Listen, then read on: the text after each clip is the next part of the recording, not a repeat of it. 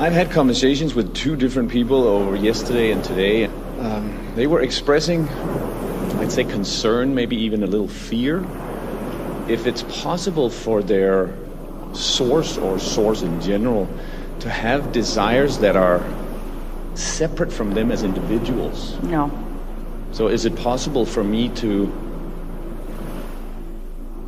Could I have a desire that would be in opposition to a grander desire source has for me, or on my behalf? When you realize that you are source and that you had powerful harmonics with intentions prior to coming, and that as you're exploring and adding those rockets of desire that source is staying up to speed with, that everything that you did want and everything that you do want is understood by source. We know this comes up a little bit like, so what if my source thinks it would be a good idea for me to have an autistic child so that I would understand who I really am, but I don't want to have an autistic child. It's things like that.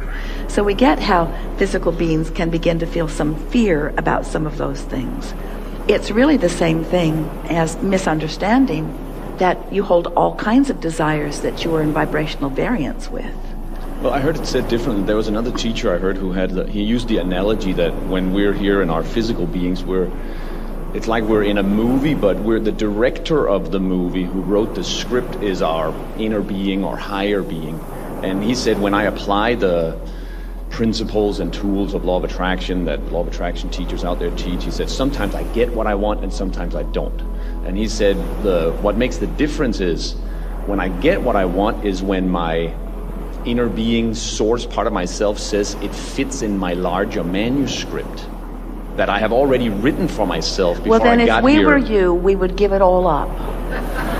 If that's the case, we would give it all up, because you are mere puppets on a string, right, and you have no purpose in being here. So, no point in going further in discussion, because there therefore is no such thing as deliberate creation. Right. That is certainly not the case. Right. Yeah. Thank you, that's it. Yeah, nice to know.